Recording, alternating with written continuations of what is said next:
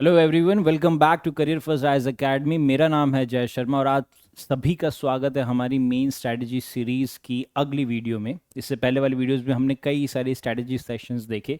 तो आज की वीडियो में हम देखेंगे कि एक स्टूडेंट का जो माइंडसेट है जीएस और एसए, उसमें क्या अंतर होता है। ठीक है, कई बार ऐसा होता है कि एक स्टूडेंट जीएस का आंसर लिखता है तो वो ऐसे के फॉर्मेट में लिख देता है। कई बार ऐसा भी होता है कि जो ऐसे का आंसर लिखता है वो जीएस के फॉर्मेट में लिख देता है। ये यूजुअली एक एवरेज एस्पिरेंट का ट्रेट होता है। बट अगर हम टॉपर्स की बात करते हैं तो टॉपर्स ने जीएस के लिए और ऐसे के लिए, दोनों के लिए एक अलग माइंडसेट कैरी किया है। यानी कि हमें ये पता करना है कि यहाँ पे गेम चेंजर क्या है मेंस की स्कोरिंग के लिए, कि आपको एसए और जीएस का एक अलग माइंडसेट कैरी करना है। दोनों में सेम सिलेबस है, हमें ये पता है कि जो चीज़ें हम एसए के लिए पढ़ रहे हैं वो हम जीएस के लिए भी पढ़ रहे हैं, बट दोनों के लिखने का अप्रोच अलग है। अगर हम थोड़ा सा वो देखते हैं तो मैं कह सकता हूँ कि जीएस में हम डायरेक्ट चीज़ें लिखते हैं, प्रिसाइज चीज़ें लिखते हैं, वेरएस एसे में हम थोड़ी सी आइडियलिस्टिक चीज़ें लिखते हैं। हम हमारे आइडियाज़ को रिफ्लेक्ट करने की कोशिश करते हैं, हम एक हमारा ओपिनियन देते हैं, हम थोड़ा सा पर्सनल होके लिखते हैं। राइट, तो ये सारी चीज़ें हमारा जीएस और एसए को डिफाइन करता है कि इनका डिफरेंशिएशन कैसे होता है, वो चीज़ें हमें पता करते हैं। राइट, चलिए आगे बढ़ते हैं। स्टार्ट करते हैं। कहने का मतलब है कि जो पहली चीज़ हमें समझनी है कि यहाँ पे क्या है कि हमें सिर्फ एक माइंडसेट को शिफ्ट करना है, कि हमें आंसर से आर्टिकुलेशन पे आना है। कि आप जीएस में तो आंसर लिख रहे हो और ऐसे में आपको वो आंसर का आर्टिकुलेशन करना था, यानी कि आपको अपने आइडियाज़ को बहुत ही बेटर वे में प्रेजेंट करने की कोशिश करनी पड़ती है। ठीक है, तो जैसे हम समझते हैं कि जीएस के अगर आंसर को देखते हैं तो वहां पे हमें थोड़ा सा प्रिसाइज आंसर लिखना होता है, जो कि डायरेक्टिव बेस होता है। Directive base in the sense, हमने इसके पहले वाले वीडियोस में भी देखा था कि हर एक जीएस के क्वेश्चन में एक डायरेक्टिव होता है, like evaluate, elucidate, comment, examine, critically examine, analyse. तो ये सारी चीजें एक क्वेश्चन का डायरेक्टिव होता है। ये डायरेक्टिव के बेसिस पे हमें पता चलता है कि हमें क्या चीजें सोचनी है, या फिर सबसे बड़ा इंपॉर्टेंट है कि हमें कैसे सोचना है। और ये डायरेक्टिव के बेसिस पे हम जब ये सोच लेते हैं कि हमें कैसे सोचना है, तो ये डायरेक्टिव हमें ये भी बताता है कि हमें क्या चीज़ें लिखनी है और हमें किस हद तक चीज़ें सोच के लिखनी है। तो दैट मीन्स कि डायरेक्टिव हमें क्या बताता है कि एक क्वेश्चन का लिमिटेशन और बाउंडेशन बताता है, कि ये बाउंडेशन है, इसके अंदर आपको आपका आंसर बताना है और आपको आपके जो भी स्ट्रक्चर है उसके अकॉर्डिंगली उसको फॉलो करना है। ठीक है, यानी कि हम कह सकते हैं कि जीएस में आंसर डायरेक्ट होते हैं, वो टाइम बाउंड होता है और वो शार्पली फोकस्ड होता है, कि वो डायरेक्टली क्वेश्चन की डिमांड पे फोकस करता है कि दैट एग्जैक्टली हमें क्या करना है। ठीक है, वेरएज अगर हम ऐसे की बात करते हैं तो ऐसे एक थीम बेस होता है। जैसे ये डायरेक्टिव बेस है तो ऐसे थीम बेस है, वो थीम में हमें थिंकिंग ब्रॉड रखनी पड़ती है, हमें हमारा टोन को और ज़्यादा रिफ्लेक्टिव करना पड़ता है। तो कहने का मतलब ये है कि ऐसे में हमें जो चीज़ें एब्स्ट्रैक्ट होती है उनके बारे में सोचना पड़ता है, हमें चीज़ें फिलोसफिकल पॉइंट ऑफ व्यू से सोचना पड़ता है। तो हम कह सकते हैं कि यहाँ पे जो कंटेंट हम लिखेंगे ऐसे में, वो आपकी पर्सनालिटी को रिफ्लेक्ट करेगा। फर्स्ट थिंग, आपने जो आइडिया दिया है आप वो आइडिया को एक्सप्लोर करोगे, एंड द थर्ड थिंग कि वो आइडिया को आप एक्सपांड करने की कोशिश करोगे। तो कहने का मतलब ये है कि अगर मैं इसको कंक्लूडिंग स्टेटमेंट में कहूं तो मैं ये कह सकता हूं कि जो जीएस है वहां पे हमें डायरेक्ट आंसर लिखने की, ये एक डिबेट की स्पीच है कि आपने डायरेक्ट आंसर लिखा है, आपने फैक्ट्स लिखे हैं एंड डायरेक्टली जो क्वेश्चन की डिमांड है वही एड्रेस करी है।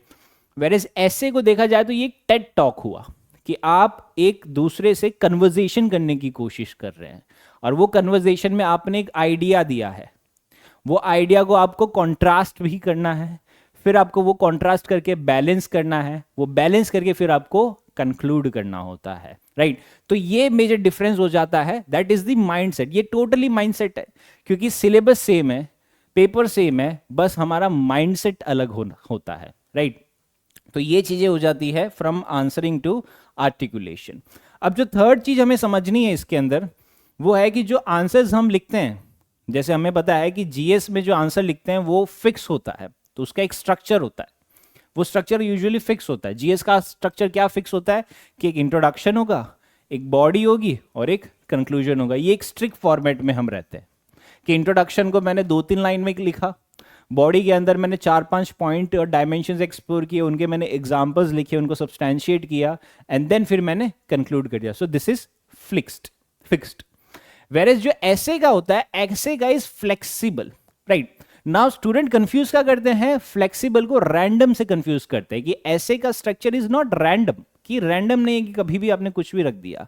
ऐसे is more like a narration, कि आपने एक नरेशन बिल्ड कर रहे हो, आप एक स्टोरी बिल्ड कर रहे हो, तो आप एक इंट्रोडक्शन करोगे एक थीम का जो आपसे पूछी गई है, वो थीम के बेसिस पे आप एक आइडिया दोगे, वो आइडिया को आप कॉन्ट्रैक्ट करोगे, देन उसका आप बैलेंस लग के आओगे और देन फिर आप उसको कंक्लूजन करोगे।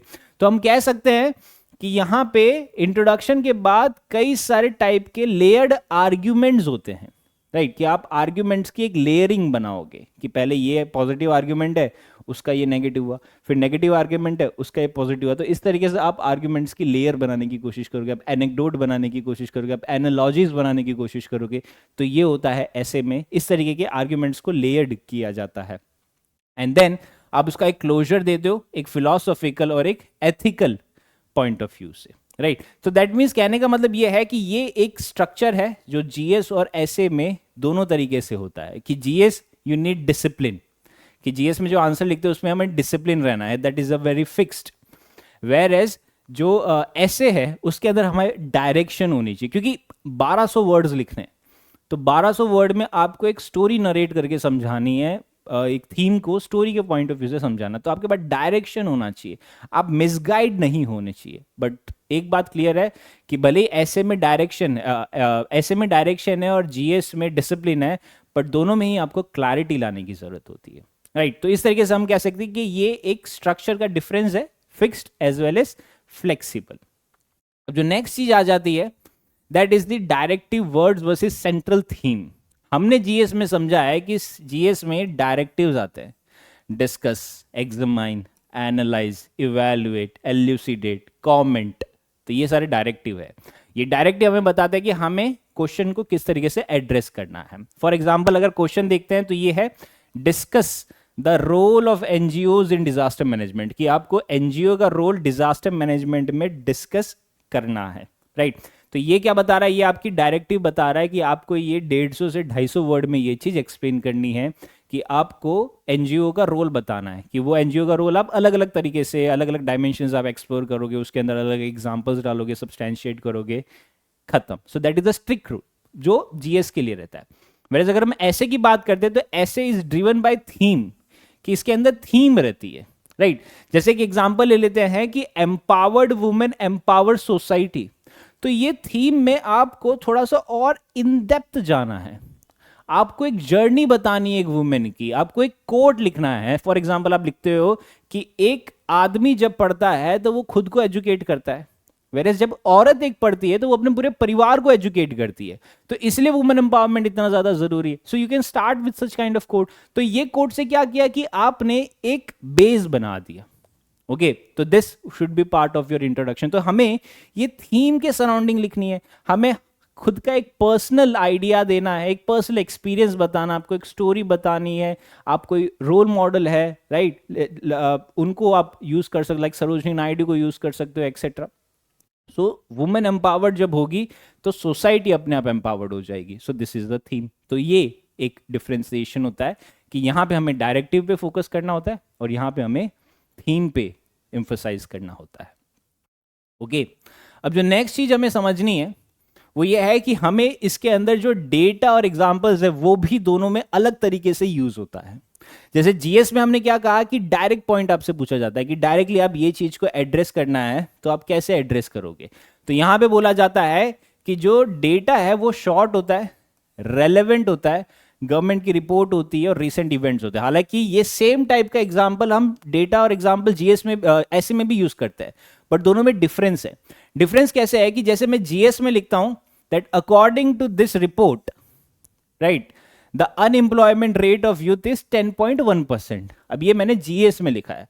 अब यही चीज मैं जब ऐसे में लिखूंगा तो लिखने का तरीका ही अलग होता है। कैसे होता है कि यहां पे आपका जो एग्जाम्पल है वो थोड़ा सा ब्रॉडर हो जाता है कि आप ये कहने के बजाय दैट अनएम्प्लॉयमेंट इज राइजिंग, इसके बजाय आप कह सकते हो that the journey of a jobless graduate from a small town, right. That आप इस तरीके से उसको नरेट करने की कोशिश करोगे कि अनएम्प्लॉयमेंट बढ़ रही है, तो आप उसको थोड़ा सा और ब्रॉड वे में समझाने की कोशिश करोगे।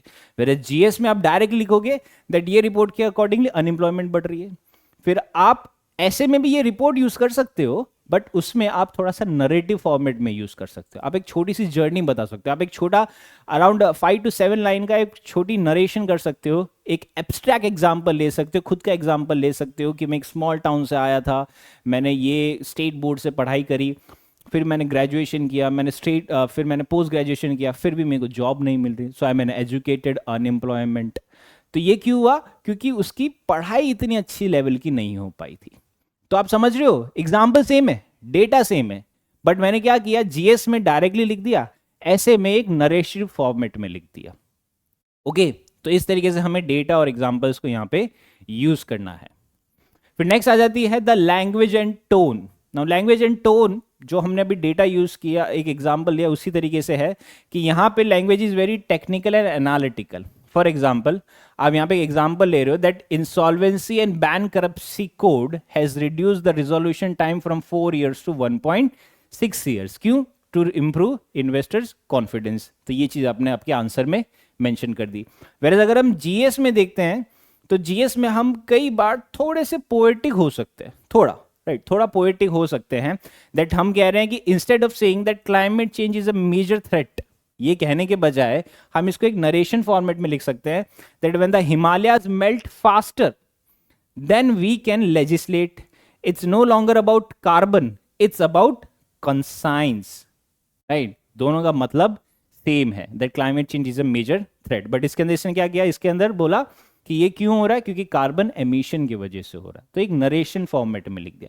तो आप इस तरीके से अपनी लैंग्वेज और टोन को रख सकते हो। कहने का मतलब यही है कि एक ही ब्रेन है बट उसके दो मोड ला सकते हैं आप।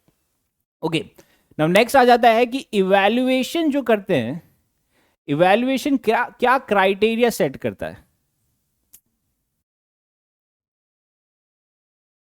इवैल्यूएशन में क्या क्राइटेरिया होता है कि एग्जामिनर कैसे सोचता है इस बारे में? तो जीएस में हम सब समझते हैं कि एग्जामिनर क्या करता है कि वो आपका एक लॉजिकल स्ट्रक्चर देखता है, क्या सिलेबस कवरेज है, क्या आपने फैक्चुअल एक्यूरेसी रखा है, कि आपने क्वेश्चन की डिमांड एड्रेस करी है या नहीं, राइट, कि डायरेक्ट क्वेश्चंस देखता है। फिर ऐसे में क्या करता है कि वो थोड़ा सा डेप्थ में जाता है, वो आपके स्टोरी जानने की कोशिश करता है, वो ये आपकी पर्सनालिटी समझने की कोशिश करता है कि आप थोड़ा सा फिलोसफिकल हो सकते हो, आप थोड़े हम्बल हो सकते हो, you can be quite poetic, और इस तरीके से। तो ये सारी चीज़ें वो इवैल्यूएट करने की कोशिश करता है, राइट। सो कहने का मतलब यही है कि आप जब हम देखते हैं कि जीएस में 110 मार्क लाना इज ओके, राइट, बट ऐसे में 110 मार्क से 140 मार्क तक जाना, दैट इज स्किल। ये कोई लक नहीं है, ये एक स्किल है कि आपने आपका कंटेंट को ओरिजिनलिटी में दिखाया, आपने एक बैलेंस वे में दिखाया, और एक फिलोसॉफिकल इनसाइट वे में भी आपने दिखाया, राइट। सो ये है एक इवैल्यूएशन का क्राइटेरिया जो एग्जामिनर देखता है आपके कंटेंट में। ओके, अब फाइनल टेक अवे हम ये कह सकते हैं कि एक ही स्टूडेंट है, सेम सिलेबस है, सेम पेपर है, तो उसके पास ब्रेन तो एक ही है बट उसके दो मोड है, एक मोड जीएस का और एक मोड एसए का, राइट। तो यहां पे हमने क्या करना है कि हमें, आप एक दो पेपर नहीं लिख रहे हो, आप गियर स्विच कर रहे हो, यानी कि कार सेम है, बस आप गियर स्विच कर रहे हो कि जीएस के लिए ये थॉट प्रोसेस होना चाहिए मेरा, ऐसे के लिए ये थॉट प्रोसेस होना चाहिए, राइट। सो आप जीएस में एक नॉलेज प्रोवाइड कर रहे हो, वेरेस ऐसे में आप अपने माइंड को रिवील करने की कोशिश कर रहे हो। ओके, तो बस यही मैं कहना चाहूंगा कि आप दोनों ही फॉर्मेट की प्रैक्टिस करो इंडिपेंडेंटली, दोनों को मिक्स मत करो, राइट, एंड दोनों ही फॉर्मेट के डिफरेंसेस को आप रिस्पेक्ट करो और दोनों को ही आप मास्टर करने की कोशिश करो। सो आई होप आप लोग को क्लैरिटी मिली होगी, the different mindset between GS and SA. We'll be covering more such kind of videos in the coming lectures. Till then, stay safe and study well. Thank you.